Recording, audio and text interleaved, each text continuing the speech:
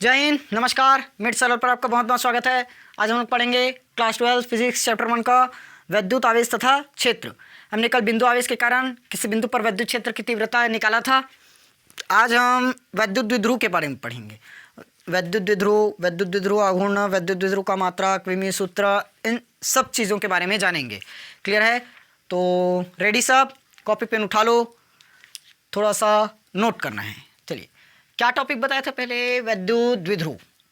वैद्युत द्विध्रुव इंग्लिश में लिख लेंगे इलेक्ट्रिक डायपोल। द्विध्रुव लिखूं?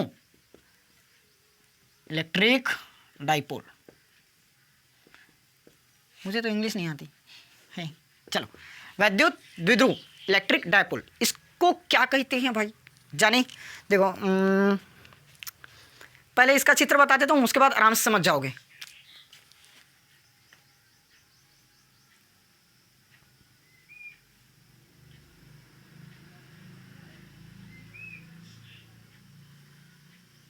अब खुद से थ्योरी बनाओ, खुद से थ्योरी बनाओ। देखो, मैं बता देता हूँ, कूलाम के नियम में क्या पढ़े थे? समान परिमाण था, ये Q और माइनस Q। जानते हो परिमाण समान है मतलब मॉड लगा देते हो, ये इतना तो पता है। मॉड से बाहर निकलकर माइनस वाला भी प्लस देते हैं, यानी कि अगर ये Q का मान 5 रख दोगे, 5 कूलाम, तो ये 5 कूलाम हुआ, ये मॉड से बाहर निकलकर भी 5 कूलाम हो जाएगा, क्योंकि -5 है, मॉड से निकलकर +5, तो दोनों का परिमाण क्या है? समान है। इतना कॉन्सेप्ट क्लियर है? पहले 11th में पढ़ कर आए हो। परिमाण क्या है? समान है। इसका मान लो 5 है Q का, इसका 5 यानी कि -5, 5 और -5, परिमाण समान है बोल दिया, यानी कि मॉड लगा दोगे, मॉड से बाहर निकलकर माइनस वाला भी प्लस दे देगा, तो ये तो 5 कूलाम ऑलरेडी है, ये माइनस कूलाम का +5 कूलाम हो जाएगा, तो दोनों का क्लियर। मॉड मतलब परिमाण। तो क्या लिखेंगे? और देखो, +Q और -Q सजाती है कि विजाती है? अब यहाँ पर आप लोग बोलोगे ये तो विजाती है, क्योंकि एक पर प्लस है और दूसरे पर माइनस है, इसी को तो हम विजातीय कहते हैं। और विजाती पर क्या होता है? अट्रैक्शन होता है, आकर्षण। सजाती पर क्या होता है? प्रतिकर्षण। पहले दिन का क्लास याद करो। तो थ्योरी यहाँ पर क्या लिखेंगे? समान परिमाण के दो विजातीय आवेश, समान परिमाण के दो विजातीय आवेश अल्प दूरी पर स्थित होते हैं। किस पर? अल्प। अब तो इसको अरेंज करके परिभाषा बनाऊं। अल्प दूरी पर स्थित, किस पर? अल्प दूरी यानी कि 2L। अल्प दूरी पर स्थित समान परिमाण के विजातीय आवेश के निकाय को वैद्युत द्विध्रुव कहते हैं। क्लियर हुआ? समझ में आया? देखो, अल्प दूरी पर स्थित समान परिमाण के दो विजातीय आवेश के निकाय को, विजातीय आवेश के निकाय को क्या कहते हैं? वैद्युत द्विध्रुव इलेक्ट्रिक डाइपोल कहते हैं। क्लियर हुआ कि नहीं हुआ? एक बार परिभाषा बोल रहा हूं, आप लोग नोट कर लेना, लिखूंगा नहीं यहां पर ना। अल्प दूरी पर स्थित समान परिमाण के दो विजातीय आवेश के निकाय को वैद्युत द्विध्रुव कहते हैं। क्लियर? अल्प दूरी पर स्थित दो समान परिमाण के विजातीय आवेश के निकाय को वैद्युत द्विध्रुव कहते हैं। क्लियर हो गया? यहां पर बोलना नहीं पड़ेगा परिभाषा, या लिखना पड़ेगा? चलो लिख देता हूं। अल्प दूरी पर स्थित दो समान अब फास्ट बोल रहा हूँ, फास्ट लिख रहा हूँ ना। समान परिमाण के विजातीय आवेश के निकाय को मेरी राइटिंग वैसे भी बहुत ख़राब है, आप लोग देख लेना, अच्छे से बोल रहा हूँ, उसमें तो समझ में आ रहा है। देखो क्या लिखा है, मिला लेना, नोट कर रहे हो तो मिला लेना। अल्प दूरी पर स्थित दो समान परिमाण के विजातीय आवेश के निकाय को क्या कहते हैं? वैद्युत द्विध्रुव कहते हैं। क्लियर हुआ? वैद्युत द्विध्रुव कहते हैं। अब देखो, यहां पर कुछ पॉइंट आया, जो +Q और -Q इसके बीच की दूरी है, अल्प दूरी जिसको बोले हो, ये 2L, इसको हम क्या बोलेंगे? द्विध्रुव की लंबाई। यही क्या चीज़ है हमारी? द्विध्रुव की लंबाई। समझ में आया? तो 2L को क्या बोलोगे? आवेशों के बीच की दूरी को द्विध्रुव लंबाई कहते हैं। समझ में आ गया? एकदम इजी। आवेशों के बीच की दूरी को द्विध्रुव लंबाई कहते हैं। किसी को कोई डाउट? नहीं, याद होगा? परिभाषा हो गया। सबसे पहले वैद्युत द्विध्रुव क्या बोलेंगे? समान परिमाण के अल्प दूरी पर स्थित समान परिमाण के दो विजातीय आवेश की निकाय को क्या कहेंगे? वैद्युत द्विध्रुव कहेंगे, और इसके बीच की दूरी को द्विध्रुव लंबाई कहेंगे। समझ में आया? द्विध्रुव को क्या कहेंगे? द्विध्रुव लंबाई कहेंगे। बीच की दूरी को क्या कहेंगे? द्विध्रुव लंबाई कहेंगे। यहाँ तक क्लियर? अब समझते हैं इसी का द्विध्रुव अक्ष, वो क्या होगा? चलिए, द्विध्रुव अक्ष क्या होगा समझे? जो आवेश को मिलाने वाली रेखा है ना, वही रेखा। अक्ष किसको बोलते हैं? वही तो है, ये हमारा एक्स अक्ष। ये कौन सा अक्ष? वाई अक्ष। इसको कैसे बोलते हो? जेड अक्ष। मान लो इस जगह पर मैं ओ रख देता हूँ, इस जगह पर पी रख देता हूँ, तो क्या बोलोगे? ओ पी को मिलाने वाली रेखा एक्स अक्ष है, और यहाँ पर चलो रख देता हूँ क्यू। ओ क्यू को मिलाने वाली रेखा, ओ क्यू को मिलाने वाली रेखा वाई अक्ष है। ओ ए को मिलाने वाली रेखा जेड अक्ष है। यहाँ पर क्या बोलोगे? प्लस क्यू और माइनस क्यू को मिलाने वाली रेखा द्विध्रुव अक्ष है। खत्म बात। समझ में आया कि नहीं आया? आया। तीन परिभाषा देखिए। अल्प दूरी पर स्थित दो समान परिमाण के विजातीय आवेश के निकाय को क्या कहेंगे? वैद्युत द्विध्रुव कहेंगे। फिर उसके बाद आवेशों के बीच की दूरी को द्विध्रुव लंबाई कहेंगे। आवेशों के बीच की दूरी को द्विध्रुव लंबाई कहेंगे। फिर उसके बाद आवेशों को मिलाने वाली रेखा को, यानी कि ये वाला रेखा बोल रहे हो, इस वाली रेखा को क्या कहेंगे अपन? द्विध्रुव अक्ष कहेंगे। द्विध्रुव अक्ष। राइटिंग को थोड़ा सा देख लेना। चलो यहाँ लिख देता हूँ। खैर मैं क्या लिखेंगे? दोनों आवेशों के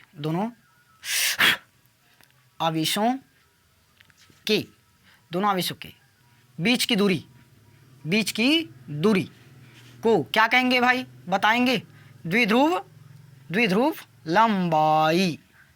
लंबाई तथा दोनों आवेशों को मिलाने वाली रेखा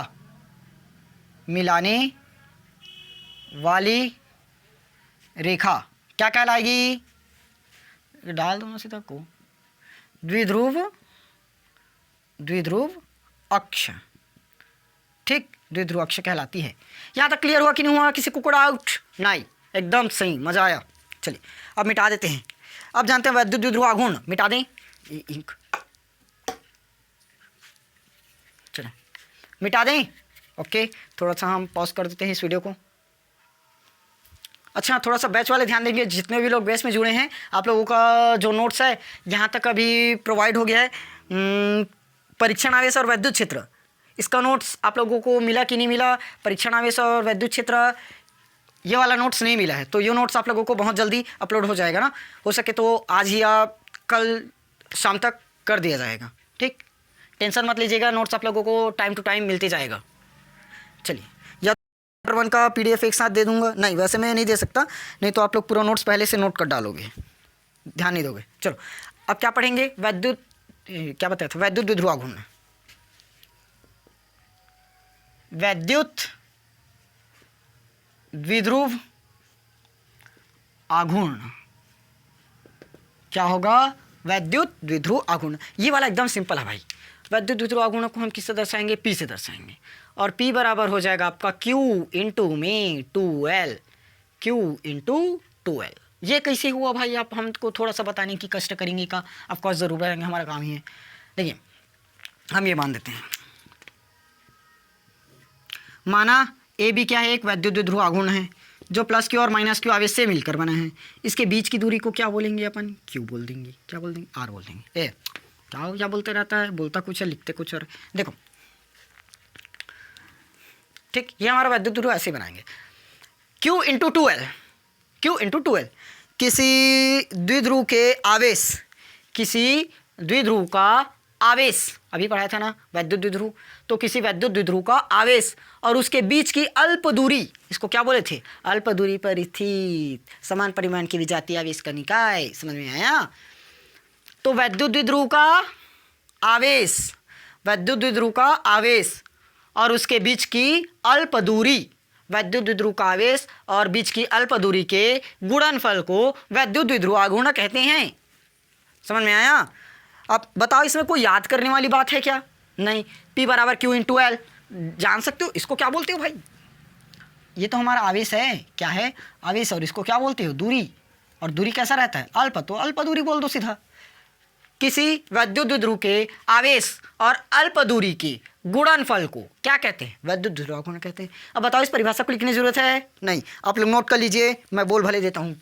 किसी वैद्युत द्विध्रुव के आवेश और उसके बीच की अल्प दूरी के गुणनफल को वैद्युत द्विध्रुव आघूर्ण कहते हैं। लिख लोगे?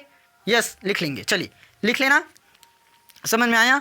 अब आप लोग इसको बता सकते हो, माना ये भी एक वैद्युत द्विध्रुव है जिसके बीच की दूरी 2l है, प्लस क्यू माइनस क्यू से मिलकर बना है। इसको लिख लेना। सबसे पहले क्या लिखेंगे? परिभाषा क्या लिखेंगे? किसी वैद्युत द्विध्रुव के आवेश और अल्प दूरी के गुणनफल को वैद्युत द्विध्रुव आघूर्ण कहते हैं। इसको P से दर्शाते हैं, इतना लिख। फिर उसके बाद नीचे में लिखना इसी के, माना AB वैद्युत द्विध्रुव है, माना AB वैद्युत द्विध्रुव है जिसके बीच की अल्प दूरी 2l है।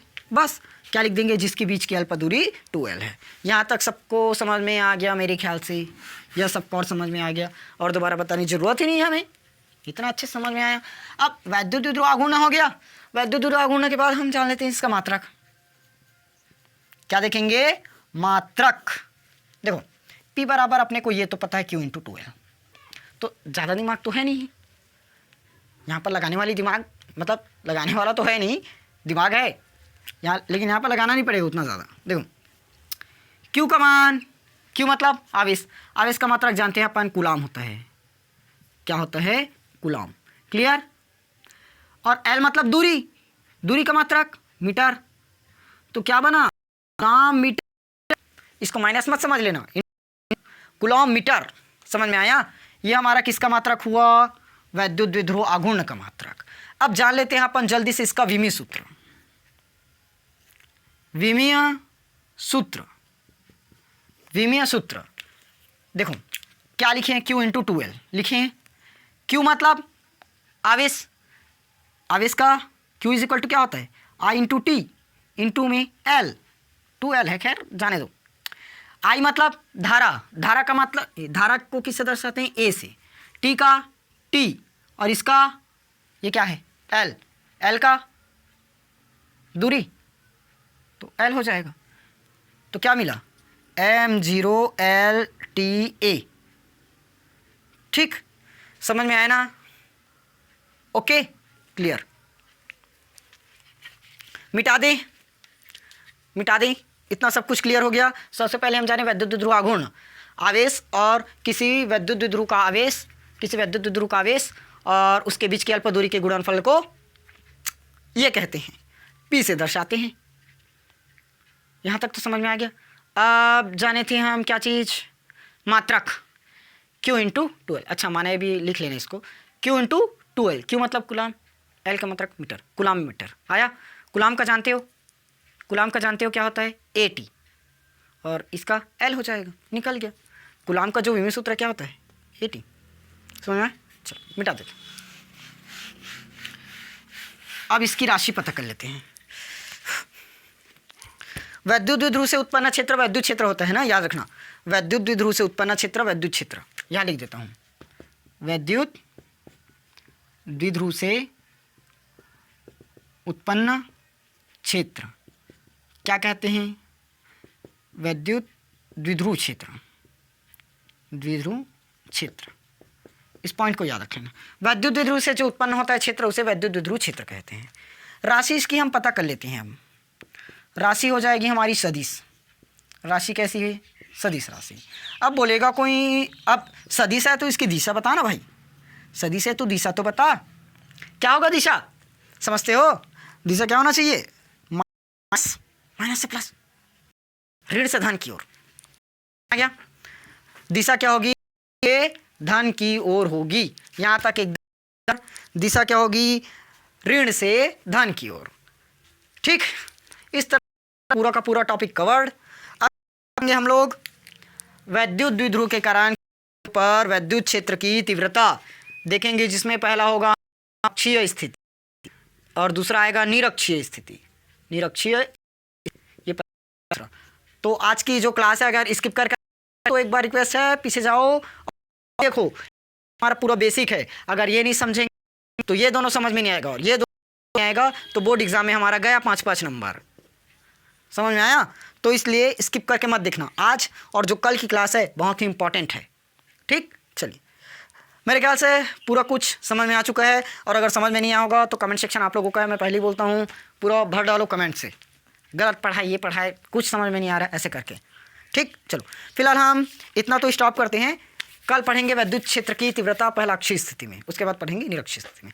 समझ में आ गया? चलो मिलेंगे हम लोग कल अक्षीय स्थिति के साथ। तब तक आप लोग इस क्वेश्चन की जो पूरा है इस थ्योरी को याद करो, और जो छोटा छोटा बात बताया थ्योरी, इन सबको याद करो, पढ़ो, और साथ में ये सूत्र को याद करो।